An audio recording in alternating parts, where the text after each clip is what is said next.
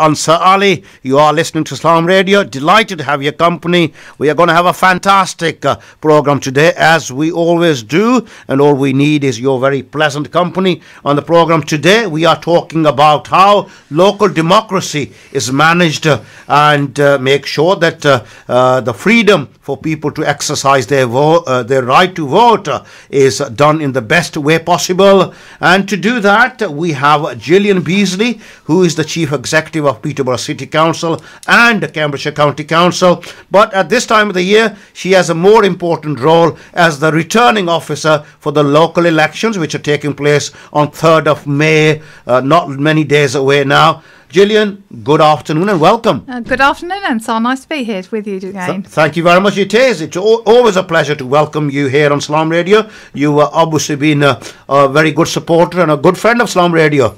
So thank you for that. Well, it's a pleasure to be here, and it's good to see you again, and good to be able to talk about what we're talking about today, which is elections. Absolutely. And as I said earlier, busy time for you, Yes. One, that you're the Chief Executive of Cambridgeshire County Council and Peterborough City Council, and when the elections are taking place as well, then you have that extra responsibility as the returning officer. For many of our listeners who probably won't know, they probably know what the Chief Executive does, head of the paid service, basically. But, in terms of returning officer, what are your responsibilities as the returning officer for the elections? So there's two kind of responsibilities for elections. There's the electoral registration officer, so that's making sure that people are registered to vote. And then there's a returning officer, which is the one that actually runs the elections, makes sure that everybody who's entitled to vote can vote, and that their votes are properly recorded on the day and then are counted. And then at the end of the evening, as you remember, I announce all the results. So that sounds quite simple, but that's kind of basically it.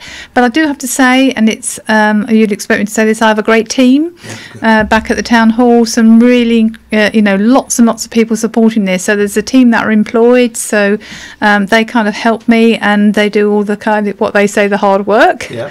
But at the end of the day, Gillian, the buck stops with you. It does indeed, and that's the important thing about it, is that as a returning officer, I'm not employed by the City Council, and it's an individual accountability that I have. So if anything goes wrong, it's me and me only. That takes a responsibility for that. And in terms of when do the preparations start? The elections are in May, 3rd of May, and when do you start preparing? We start preparing immediately after the previous election. So we review what's happened, what went well, what we could improve upon, and then we place that into what we call an elections plan. And that plan has a risk assessment, so we have a risk strategy around it. So probably from, the elections are in May, so we start pretty much soon after May. We're now quite heavily regulated by the Electoral Commission, which is not a problem at all. So our plans are scrutinised by them. We have fraud plans, integrity plans, we have risk assessments. And so there's a massive amount of kind of planning that sits behind both registering people to vote, but also actually running elections, and that is all year round pretty much. And I know you're very proud of the diversity that we have this in the city. Yeah. Does that bring about any different challenges?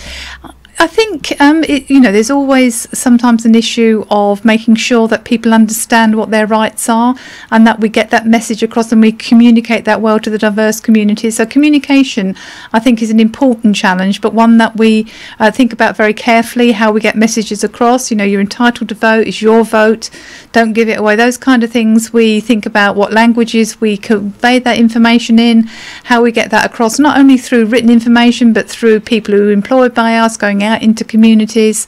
So around the elections and around registration, even your ability to get onto the register so you can vote, huge amount of communications and thought goes into how do we get out there, not just by written but by people that are employed by us, getting that message out.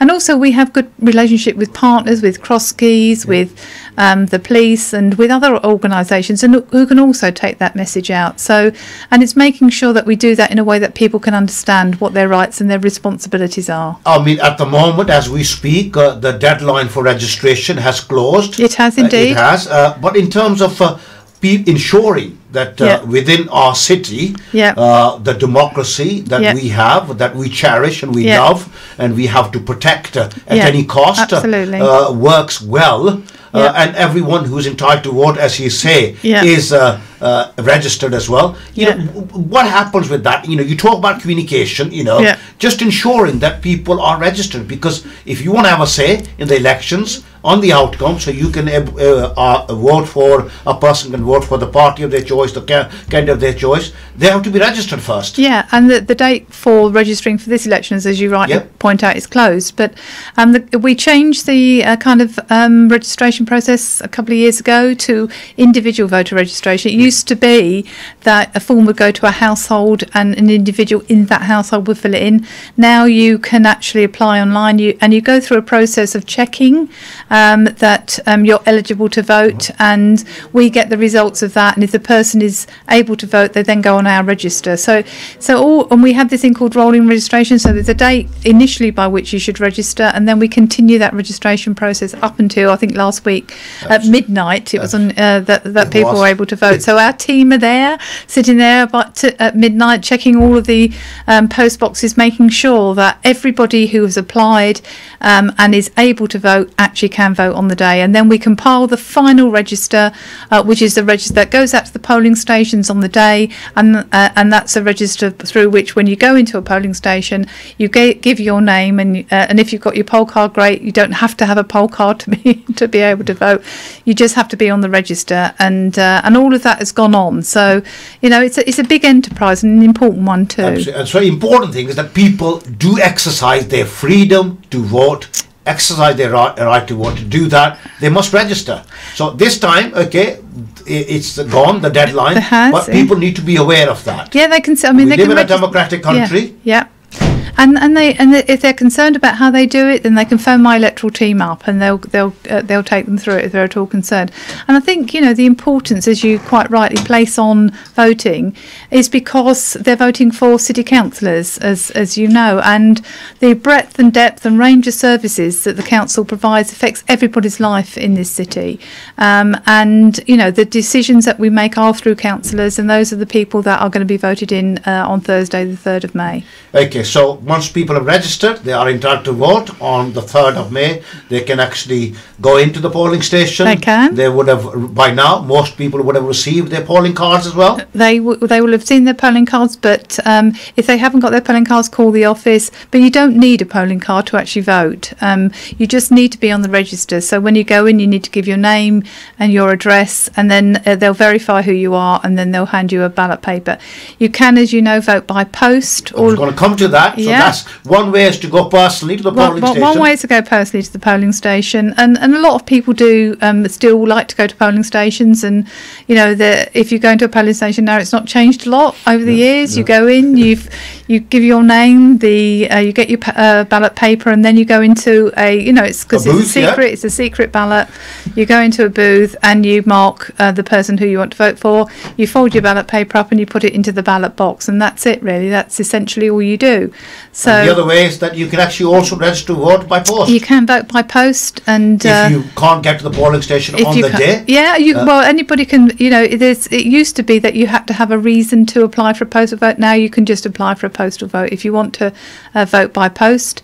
And those are being sent. We've sent out most of the postal votes by last week, and for the people that registered quite late on or to the deadline, some other postal votes will go out. But essentially, all of our postal votes are out there and ready to be filled in. We're going to talk about postal voting very shortly. But the last thing also, if someone actually can't vote in person, they can also nominate a proxy. They can, and the deadline for doing that is on Wednesday at 5 o'clock. So they can, you can vote by proxy, and you have to state on the form the reason why you want a proxy.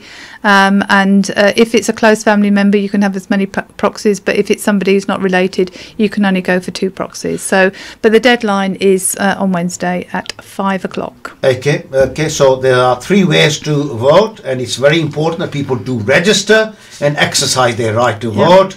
And once you're on the register, you can go into the polling station to vote. You'll get a ballot paper, and you go into a booth. It's a secret ballot, and you can also register to vote by post, and also can nominate a proxy. So there are many opportunities for us to exercise our right. Indeed there are. Indeed there are.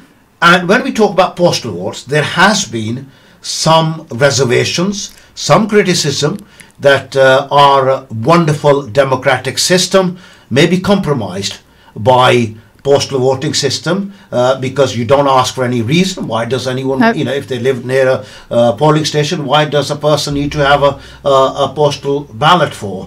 What are you doing to ensure that, nothing untoward happens as far as the freedom of an individual goes to vote for a person, the party of their choice?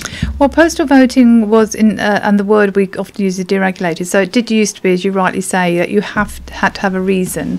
Now you can just apply for a postal vote. So obviously all the postal votes are sent out, and we're very careful about the way that we distribute postal votes, making sure they get to the right addresses, etc.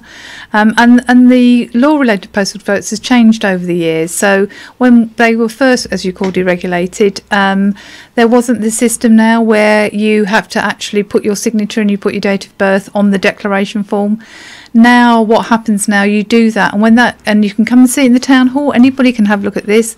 When it comes into the town hall, your signature, when you apply for your postal vote, you signed for it, and when you actually fill your postal vote out, you signed for it, and those signatures are actually compared to make sure that that person is the person who actually registered in the first place to get the postal vote. So it's quite a fascinating process. You go in, and on a screen the postal vote, the actual signature goes up, and then the signature that they apply for goes against it, and if it matches, that postal vote is accepted. If it doesn't, then we'll do a visual check, and if we think it's not the same signature, that postal vote will not go through. So actually that's a very secure way, and we check 100% of postal votes in that way, so that's important.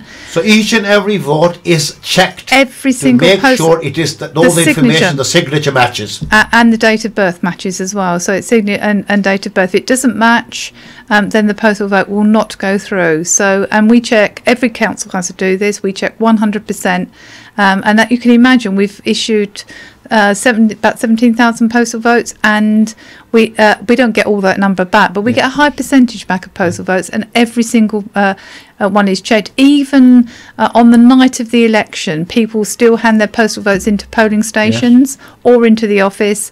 At 10 o'clock is the latest time you can actually hand your postal vote in, but we will do that check at the night. The signatures every vote will go through, so every postal vote goes through that process by the time it's received into the count, and we reject a number that don't match, basically either date of birth or the signature doesn't match. And also we talked about a proxy going in the absence of a person to vote on their behalf as well. How does that work? Well, we as you know, we're doing a pilot this year. So we were identified by government as one of the 17 areas where there was some concerns over the years about electoral fraud. And I was approached and I said, yes, we will do if you like, a pilot. We'll just do some different things this year to see whether or not we can impact on people. And there are only a few people. They're not a great number, but they've decided that they want to try and affect the outcome of the election not in the right way. So on the proxy votes, you have to take into the polling station some identification. If you haven't got the actual identification, so you haven't got the one with a picture on it, you can come into the town hall and you can show perhaps a bill or something like that, you're the person, and we'll issue you with a document that allows you. So we're really making it easy for people, but they're having to prove their identity because proxy votes has been seen as an area that could be affected by fraud in the past. Is impersonation a problem as well at polling stations? Not so much. I think we've been really good with the communities and with the police about impersonation. I think there's less of that, but if there's somebody who does that, then we have people at polling stations who can identify that and deal with that literally on the spot. In relation to postal voting, we're actually checking people. We're handing some postal votes out, so we're going out into the community and random people, not actually selected, saying, here's your postal vote, did you apply for it? You do understand you have to do it yourself, it's your vote, don't hand it to anybody. So we're putting that message out, and then we're also now that's happened, we're going to go back to people randomly and say, did you get your vote, were you able to actually vote freely? Nobody took it from you and took it away from you. So some additional measures this year, just checking and checking that people are getting the votes and that they're exercising their vote, their right to do it without any undue influence or without anybody affecting them. So do you get complaints that people sometimes maybe, we have in the past, this year, the postal votes have just gone out, but we have had in the past people who said, I didn't actually apply for a postal vote and I've got one. How did that happen?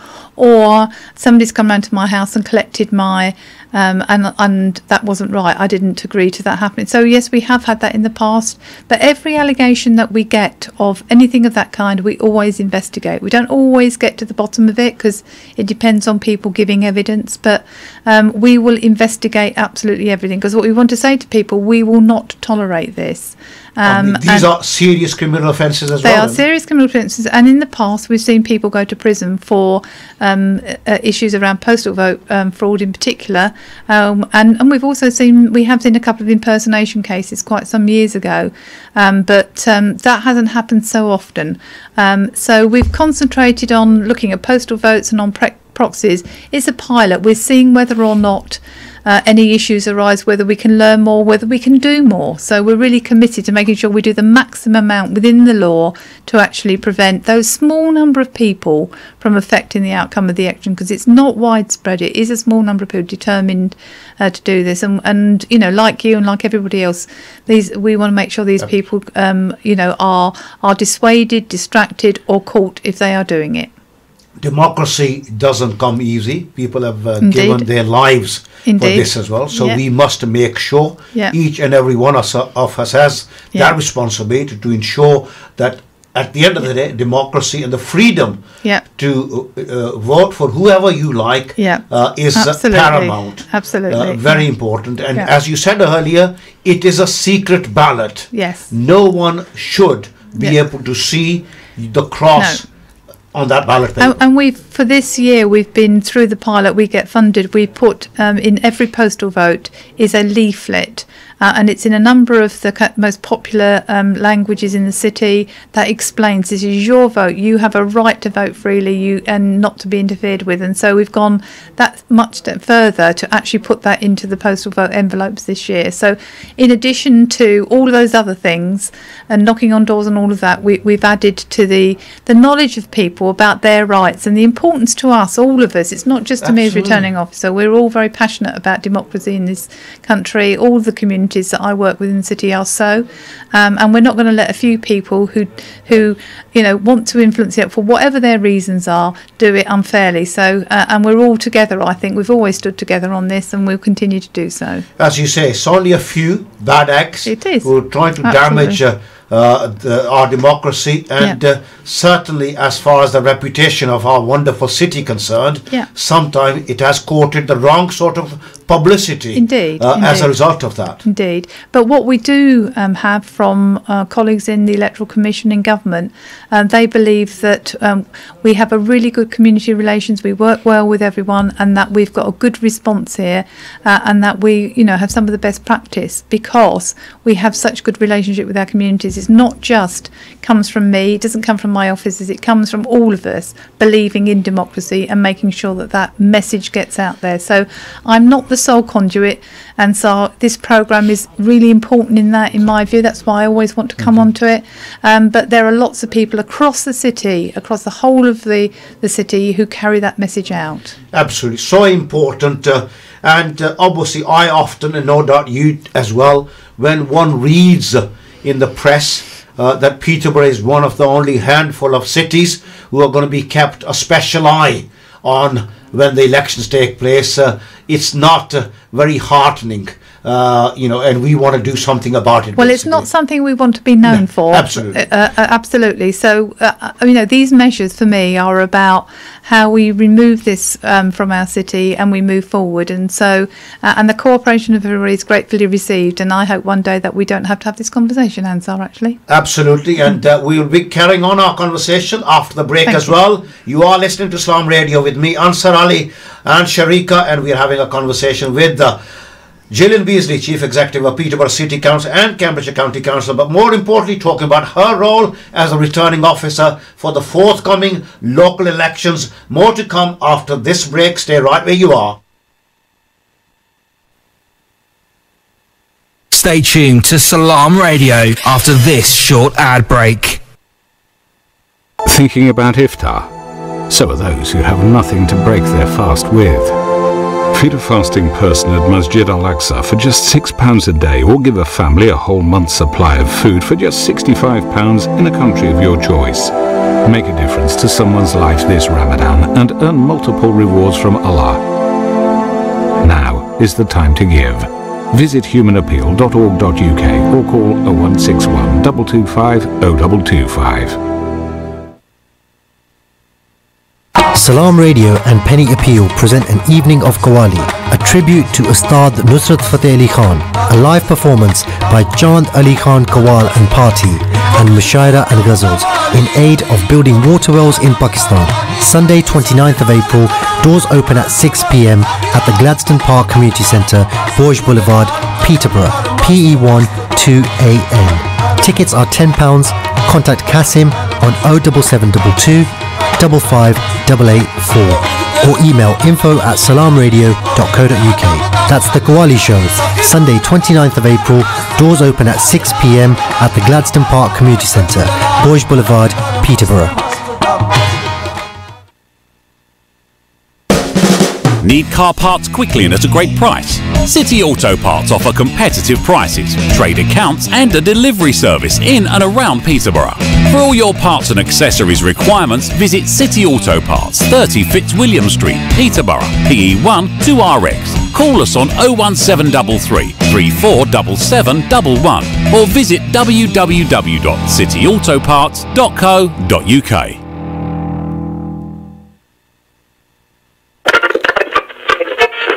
Hate crime is a serious matter.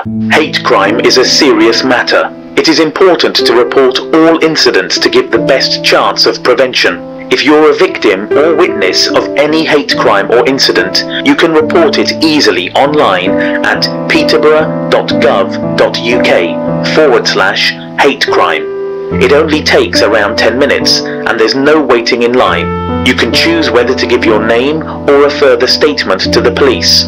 Please report any incident of hate, whether a victim or witness. As always, for emergencies, please dial 999. For non-emergency, please dial 101. Hate crime. Together, we can stop it.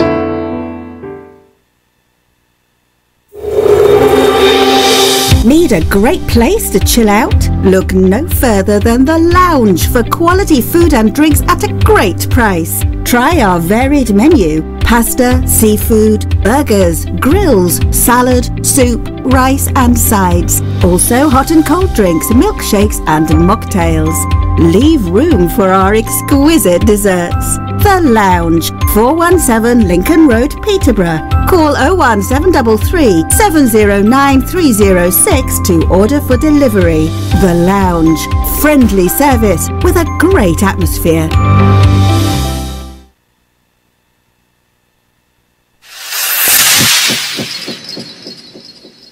السلام عليكم ورحمة الله وبركاته. بسم الله الرحمن الرحيم.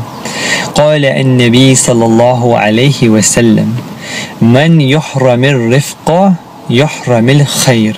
That whoever is deprived of gentleness is deprived of good.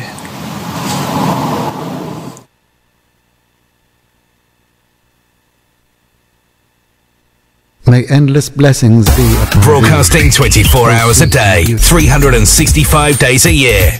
This is Salam Radio. Assalamu alaikum and welcome back to the second half of the program with me, Ansar Ali. Assalamu alaikum, with me, Sharik Ahmed. Apologies for the late, for me joining you all late. Not a problem. Thank you very much. Good to have you here with us, Sharika, as well. And of course, as I said earlier, Asim Mahmood is the temporary producer for the program today. He is keeping a very close eye on us as we talk to Gillian Beasley, Chief Executive of Peterborough City Council and Cambridgeshire County Council. We're not talking to Gillian about her role as the Chief Executive of the two authorities, but we're talking to her about the forthcoming elections and her role and responsibilities as the returning officer for the election of, for the local elections on 3rd of May. Not many days away. So thank you very much once again, Gillian, for joining us. Time is flying by. It is. And when we went to the break, before we went to the break, I think my last contribution was that sometimes, sadly, Peterborough courts the wrong type of publicity as far as local elections are concerned, and no doubt it's not something that we want to be known for. We want to attract, and you're doing many things in order to counter that. And it's, and as we covered some of those in the previous discussion, but I was emphasising it is a collective effort. It's a belief that we all have, that we want a free and a fair election. I had the responsibility for managing that through the process, but it's also about people's attitudes and what they think about it. And I think giving the message that it's important to us that, everybody's entitled to go and vote secretly, and their vote is their vote. And I think that message isn't just my message, it's a message I know that goes out widely across the city. So thank you to everybody who helps in giving that message, really. So, but a lot goes on, as you've started to kind of cover. It's a massive enterprise running an election. It's got a lot involved in it, and it's not complicated, but it's quite complex, if you get my point. But how long have you been doing this role? 1999, I started being the returning officer for Peterborough. Yeah, so it was when Bill Samuel moved on, and there was a new chief exec, but I knew a lot about elections, so I said, well, I'll do it. So I have been doing it for quite some years now. Yes, so plenty of experience behind you. Yeah, and it's changed quite a bit over those years as well. With the as we've changed, the postal voting system has changed quite dramatically. Individual electoral registration, but still, you can go into a polling station with a pencil in a polling booth, and you can mark your vote with a pencil, and it doesn't look completely different to it looked many years ago. So that kind of principle is still there. It's your vote. It's a secret ballot, and you have a right to vote for who you want to. It's absolutely. Remember, brothers and sisters, listen to Islam Radio. It is a secret ballot, and yes, individuals, the candidates, the party workers, they go out, knock on your door and tell you about themselves, about their party, and you've got every right to ask them questions as well, and you don't have to tell people which way you're going to vote. You do not. It's really up to you. Yeah, if you want to tell somebody, that's a matter for you. But actually, you don't have to tell anybody. You can keep it to yourself, and it's your right, it's your choice what you do in that relation.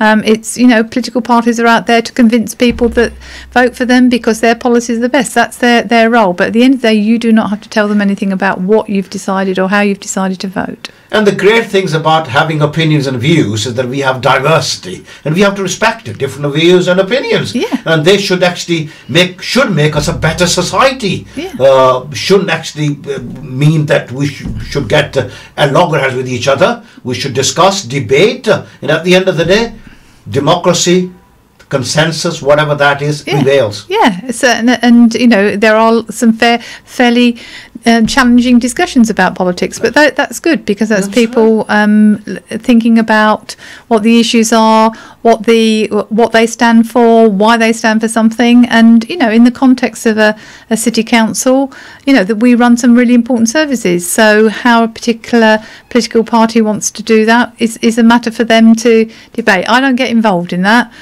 What I'm concerned about is that when somebody listens to that debate, makes a choice, that their choice and their vote counts in relation to that election. Absolutely. And Gillian, the other thing that people often mention, in some wards of the city, special attention is made, and people have said to me often enough, and I've checked that, talked to you as well in the past, when you go to the polling station, there's lots of people outside, and that can be intimidating for some people. And also, we have police vans with cameras. What have people done to deserve that, and what can we do to stop that from happening, you know?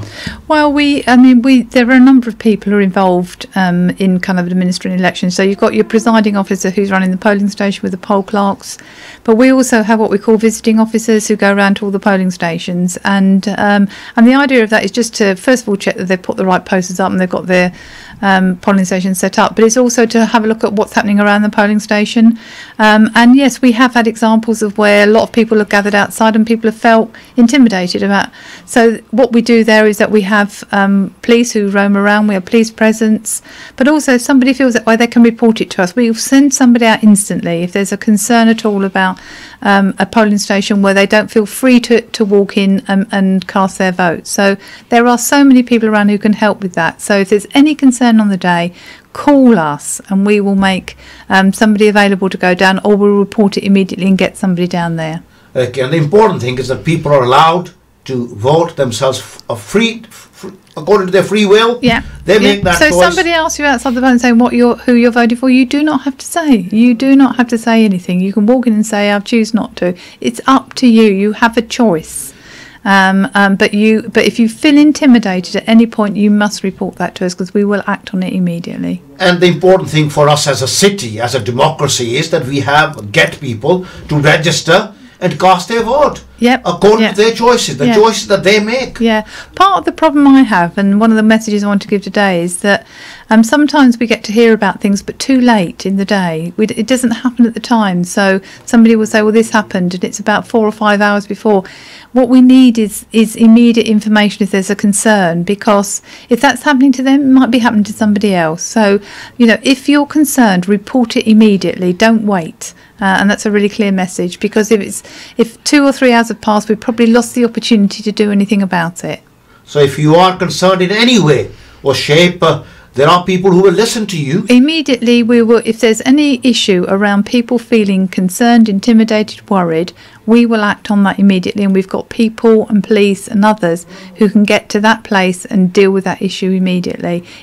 What often happens is somebody feels uncertain, doesn't report it, and then later does it, and it's too late. We can't recreate that situation. Sorry about that. That's all right. That's okay. You and I. That was to add to the interest of the interview. That's all right. We're just your hands touching the mic. That's not a problem. Sorry about that, everybody. Okay. No, thank you. We all have a responsibility to make sure that people are free to vote and people do exercise that right.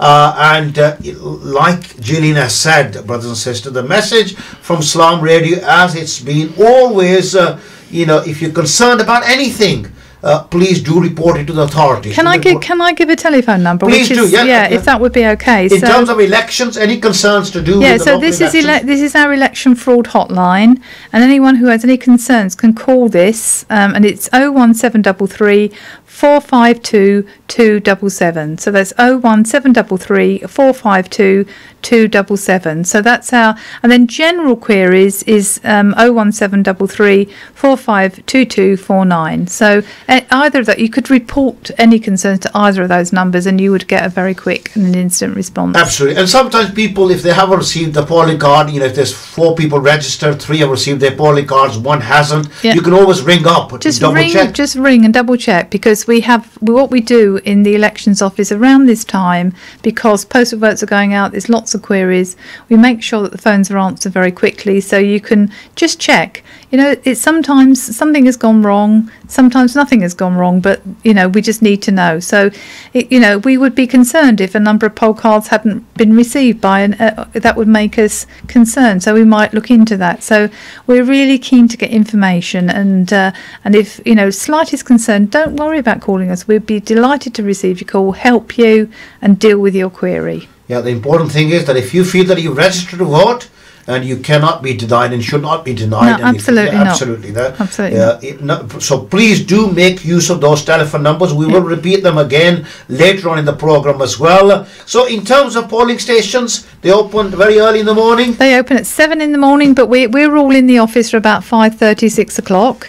And between 6 and 7 is the kind of set-up period. So we're there just in case somebody goes off sick, or we have the problems where, for example, the caretaker of a school or of a community centre haven't turned up to open it up, and there's kind of, oh my goodness, are we going to open up by 7? We always have those kind of early morning glitches, but I don't think there's ever a time I've ever known that I haven't said at 7 o'clock all of the polling stations in the area are open, and that they're properly staffed with everybody there. So my first kind of concern in the morning, can we get all the polling stations open? And once we've done that, that's kind of a huge tick in the box.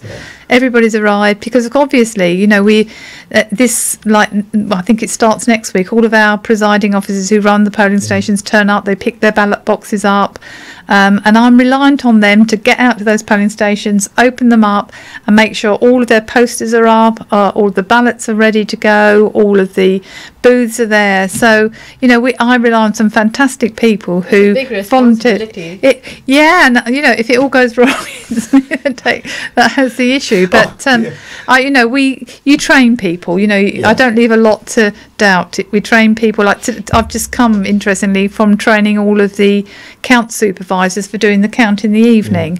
There's so many variables. I've done all that training, Gillian. I mean, I don't think there's a role that I haven't done. I haven't done the returning officer role. That's the one that I've done. I've done almost everything as well. I've done, you know, I've been accounting assistant, so have I, polling assistant, presiding officer. So have I. You know, table it's good. supervisor. We've come up from the ground. So I've done all levels of it. So I know all of the things that can go wrong as well. So it's actually a great feeling, isn't it, to be involved in do you know helping our democracy. Do you know what? We were talking about this last week. So there are so many people involved, but there's a real buzz, a real team effort, and a real understanding, I think, of the importance of this. And that's why I think we get a lot of volunteers to do elections, because they want to be part of something that's really important.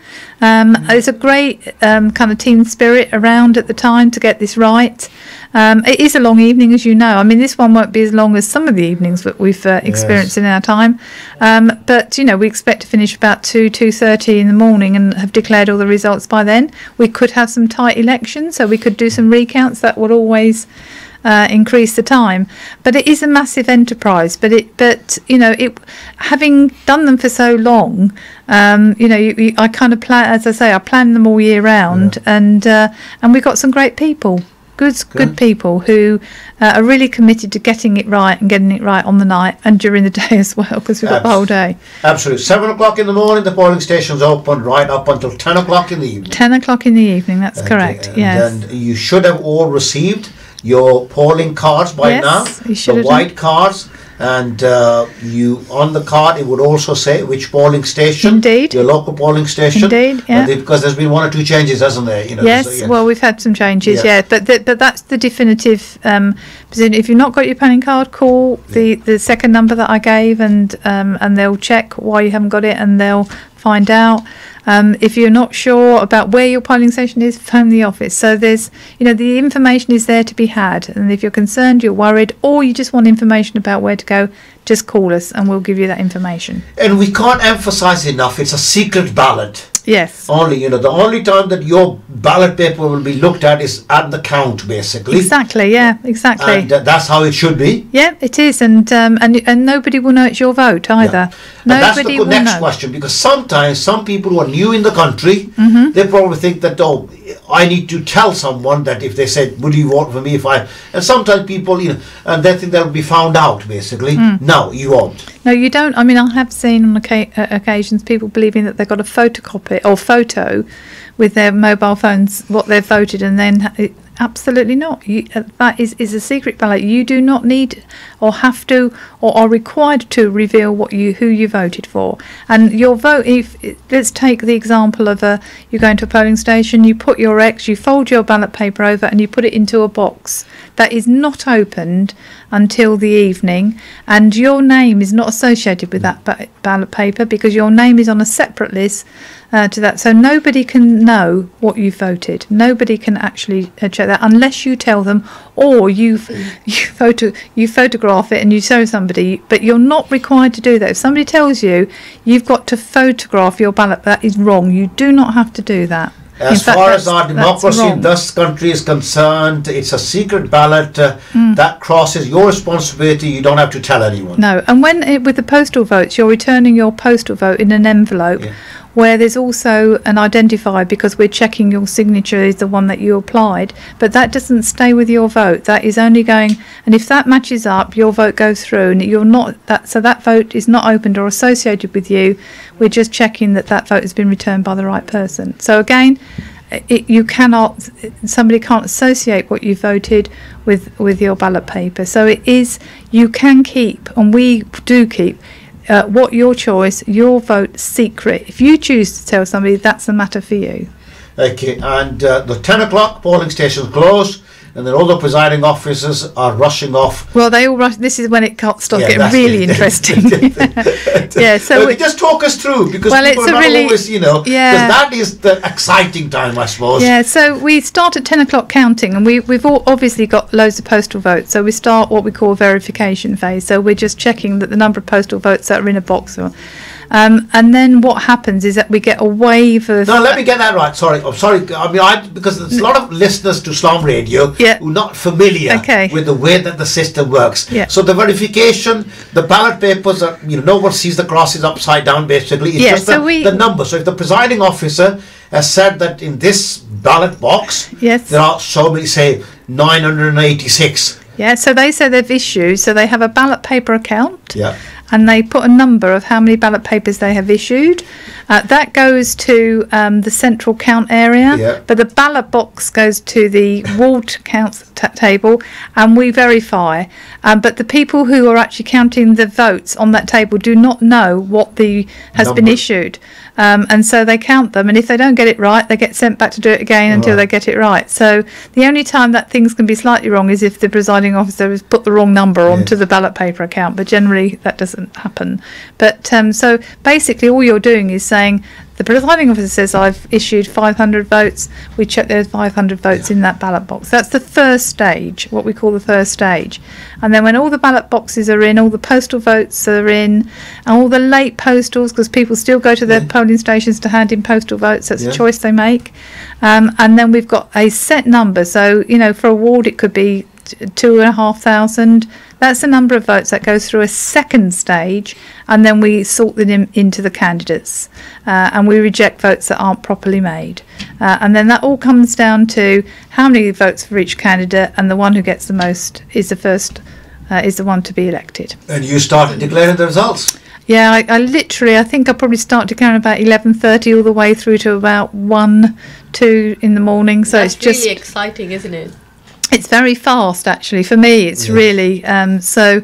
And for me, one of the interesting things I was saying to the count supervisors today is that when you've actually finished your count, can you please tell the candidates to come out, because I'm declaring their result. Because I spend half my time trying to find them all because I think it's really important when you've stood as a candidate that when I declare the result, that the candidates, even though they may not have won, they've put themselves forward, and I like to have them standing behind me. So we do a proper declaration. And as you know, I do every single declaration to the same level, because it's really, really important that everybody has a proper declaration. And the law says that once I've declared that result, that in law means the person I've declared elected is elected. So reading the right numbers out is a really good, important part. Absolutely, ensuring that you've declared the right person. I had a funny year one year, because I go, this is the declaration of the results of the poll, and I call the ward. I say which ward it is. And one year we had a ward called Glinton and Wittering, and it was at the end of the evening. It was about 3:30, and I called it not Glinton and Wittering, but Glittering Ward. So things do. I get things wrong sometimes. It's a long day as well. It was a long, they are long days, and you kind of concentrate, because I've got to read the names of the candidates out, and their party, and the figures, and that is a lawful declaration. So those numbers are the numbers that go forward for what. So it's absolutely vital I get that spot on and completely right every single time. How many wards are up for election this year? 18. 18 wards, and 18 new councillors will be elected on 3rd of May. And the important things is that you cast your vote according to your free will.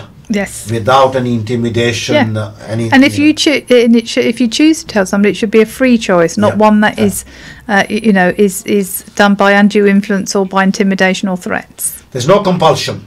There's no compulsion. It's your choice, free choice. Yeah. Okay, we're going to recap now, Gillian, because we're running out of time. I could Are we? carry on for Great. another hour, but I've only got 5 minutes That's left. gone quickly. Okay, so the deadline for people to register to vote has closed. It has. Okay, and if for some reason you can't get to the polling station yourself and you want to nominate a proxy, you can still do that by 5 o'clock Wednesday. This by Wednesday, 5 o'clock on 25th. Wednesday. Yeah, and a proxy this year, the slightly changed. The proxies will need some IDs or whatever. Yeah, when they go and exercise the vote at the polling station, they'll need to take some identification. So it's either their own photographic identification, or if they haven't got photographic identification, because some people haven't, they can come in and they can get a letter signed by us saying that they verified their identity.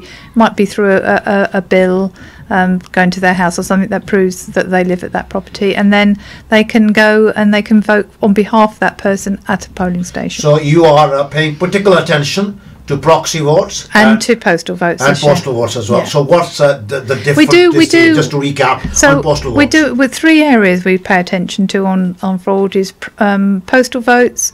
So basically it's the signature checking, but it's also going out now, and we're going to check that 10% of the electorate across Peterborough received their postal votes and voted freely. So there'll be some checking of that. There's the proxy side of things, which I've already described, but there's also at polling stations where we're concerned that there might be impersonation or intimidation. We have electoral officers out as well as police out, but just making sure that people are free to vote and exercise a free choice as to who they want to vote for. And is there any concerns whatsoever? Right, shall I give the 2 numbers again? Please, So the actual electoral fraud hotline is 01733 452277, but for general inquiries 01733 452 249.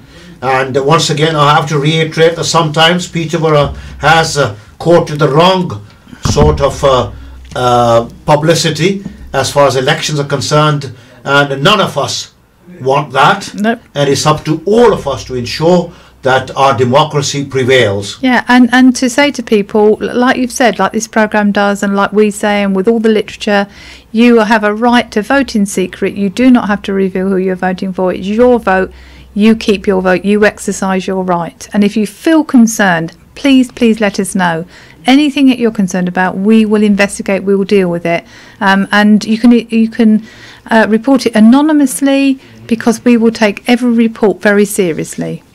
Gillian, thank you very much. Any last message for Slam Radio listeners? No, but voting is really important. City Council does important things, so we want to see a good turnout and a fair, free and open election where people feel that they're voting for the person they want to vote for, and it's their vote, and that they've done it in the way they want to do it, and secretly if that's what they choose. Yeah. Absolutely. Thank you very much indeed.